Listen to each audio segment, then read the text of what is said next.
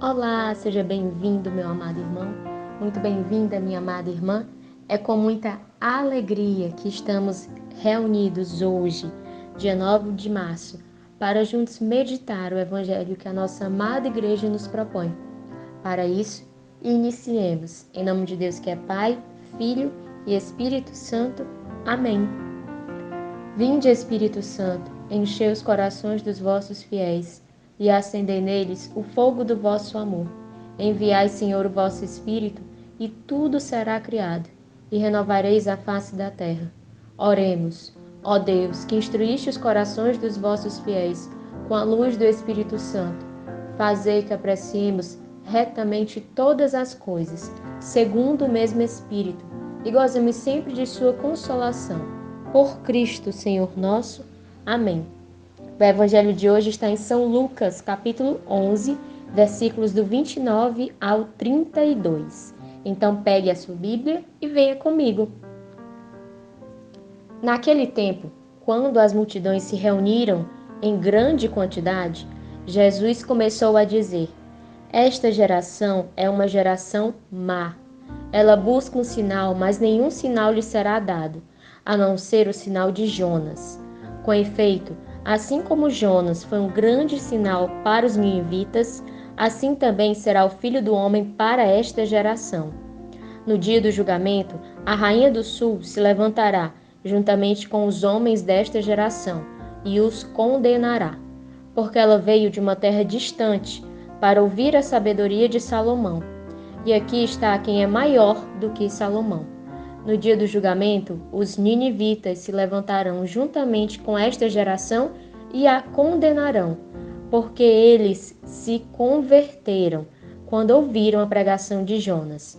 E aqui está quem é maior do que Jonas. Estas são para nós palavra da salvação. Num primeiro momento, quero te convidar a meditar comigo que Jesus estava diante de uma grande multidão quando ele afirmou para essas pessoas que elas eram uma geração má. Veja só, Cristo não disse isso apenas para os seus discípulos. Ele também não disse isso apenas para Pedro, Tiago e João, aqueles três com que ele tinha um convívio mais próximo. Não, de forma alguma. Ele disse para toda uma multidão. E isto nos fala, isto nos mostra muito sobre o proceder de nosso Senhor, que nós somos chamados a imitar. Nós somos chamados a anunciar a verdade, a testemunhar a verdade. Cristo não teve medo de perder seus seguidores. Cristo não teve medo de perder popularidade, de perder fama, por dizer a verdade. Sabe por quê? Porque a preocupação de Cristo é com a salvação. Essa também precisa ser a nossa preocupação. Sempre ao falar, sempre ao nos posicionar, ao escrever um comentário no WhatsApp, ao fazer uma publicação no Instagram, sempre que utilizarmos das redes sociais, sempre que falarmos em público, ou também sempre que falarmos no nosso convívio familiar, convívio de amigos, a nossa preocupação deve ser a salvação daqueles que nos escutam. E não falar algo para sermos aplaudidos, para sermos reconhecidos ou para ficarmos bem com todo mundo.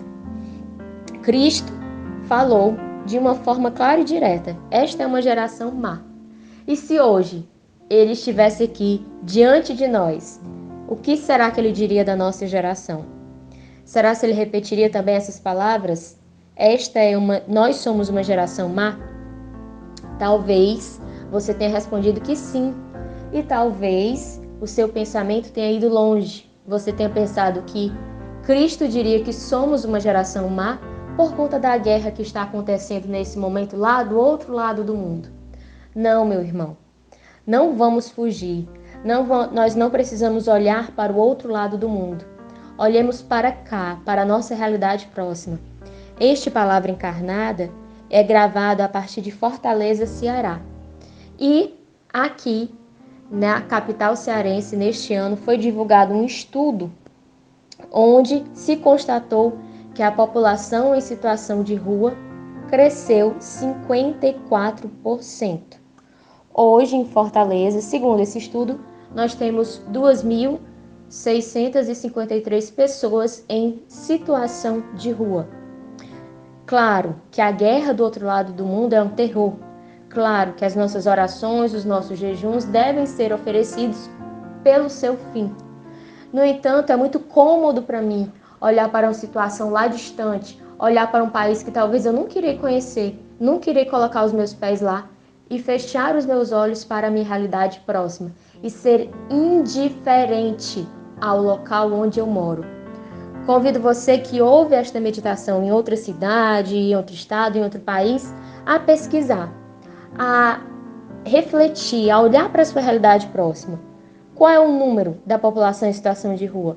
Quão violenta é a cidade onde você mora? E por que isso?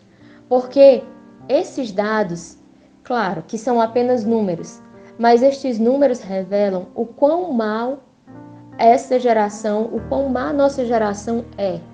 E não são os outros, somos nós.